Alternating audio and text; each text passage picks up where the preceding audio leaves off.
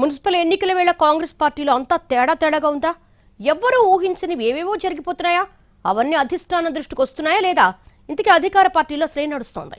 వాటి గురించి నాయకులు ఏమని మాట్లాడేసుకుంటున్నారు? తెలంగాణ మున్సిపల్ ఎన్నికల్లో చిత్ర విచిత్రాలు జరుగుతున్నాయి. రాజకీయమంతా అలాగే ఉంది. పొత్తులో ఉన్నోళ్లు ఎదుటివారికి, ప్రత్యర్థి పార్టీ వాళ్ళు ఇంకొకరికి మద్దతునిస్తూ వాతావరణం మొత్తం తేడాగా కనిపిస్తోంది. అందులోనూ అంతర్గత ప్రజాస్వామ్యం విచ్చలవిడిగా ఉండే అధికార పార్టీలో అంతు చిక్కని ప్రశ్నలు ఎన్నో ఉన్నాయి. సాదాసీదాగా జరిగే వ్యవహారం కూడా ఇప్పుడు చర్చలోకి వస్తోంది. బీఆర్ఎస్ తరపున గెలిచి కాంగ్రెస్ కండువాలు కప్పుకున్నారంటూ అనర్హత పిటిషన్ ఎదుర్కొంటున్నారు కొందరు ఎమ్మెల్యేలు. విచారణ జరిపిన స్పీకర్ వాళ్ళు ఇంకా బీఆర్ఎస్ లోనే ఉన్నట్టుగా తీర్పునిచ్చారు. పార్టీ మారినట్టు ఆధారాలు లేవని తేల్చేశారు. కానీ అలా తీర్పు వచ్చిన ఎమ్మెల్యేలు ఇప్పుడు కాంగ్రెస్ అభ్యర్థులకు ప్రచారం చేస్తున్నారు. కొన్ని చోట్ల పార్టీ వ్యవహారాలను కోఆర్డినేట్ చేస్తున్నారు. అందుకు సంబంధించిన అధికార ప్రకటనలు కూడా విడుదలయ్యాయి. అరిగిపూడి గాంధీని నిజామాబాద్ ఎన్నికల్లో కోఆర్డినేటర్గా ప్రకటించింది పీసీసీ.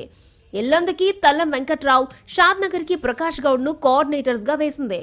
దీని గురించి ఇప్పుడు పార్టీలో మాట్లాడుకుంటున్నారు. అంతా గమ్మత్తుగా ఉంది. వేరే పార్టీ ఎమ్మెల్యేలని స్పీకర్ తేల్చేశాక వాళ్ళకే మన అభ్యర్థుల బాధ్యతలు అప్పగించడం కాస్త డిఫరెంట్గా ఉందని మాట్లాడుకుంటున్నాయి కాంగ్రెస్ వర్గాలు. వాళ్ళను కోఆర్డినేటర్స్గా వేయకపోతే నష్టమేమైనా ఉందా? ఓవైపు అనర్హత వ్యవహారం అంత వివాదాస్పదం అవుతూ ఉంటే వాళ్ళని అధికారికంగా ప్రకటించడం ఏంటన్న ప్రశ్నలు కూడా వినిపిస్తున్నాయి. ఇక పటాన్చేరు ఎమ్మెల్యే మహిపాల్ రెడ్డి కోసం సొంత పార్టీ నేత శ్రీనివాస్ గౌడ్ ను పక్కన పెట్టింది పార్టీ. తీరా ఇప్పుడు మహిపాల్ రెడ్డి కాంగ్రెస్ ని పక్కన పెట్టి బీఆర్ఎస్ అభ్యర్థులకు ప్రచారం చేస్తున్నారు. దీంతో చివరికి శ్రీనివాస్ గౌడే దిక్కయ్యారు. దీంతో సొంత పార్టీలో బలమైన నాయకుడు అనుకున్న వాళ్ళను వదిలేస్తే నష్టమని ఇప్పటికైనా తెలుసుకుంటే మంచిది అన్న అభిప్రాయం పెరుగుతోంది. ఇక జగిత్యాల నియోజకవర్గంలో ఒక విచిత్రమైన వాతావరణం ఉంది. సొంత పార్టీలో మాజీ మంత్రి జీవన్ రెడ్డి ధిక్కార స్వరం వినిపిస్తున్నారు. ఎమ్మెల్యే సంజయ్, జీవన్ రెడ్డి మధ్య సయోధ్య కుదిర్చి బీఫామ్స్ పంపించింది పార్టీ. అయితే ఎమ్మెల్యేతో వచ్చిన వాళ్లకు టికెట్ ఇచ్చిన చోట మొదటి నుండి పార్టీలో ఉన్న నాయకులు స్వతంత్రంగా పోటీలో దిగారు. ఇప్పుడు జీవన్ రెడ్డి పార్టీని కాదని ఇండిపెండెంట్ అభ్యర్థులకు మద్దతుగా ప్రచారం చేస్తున్నారు.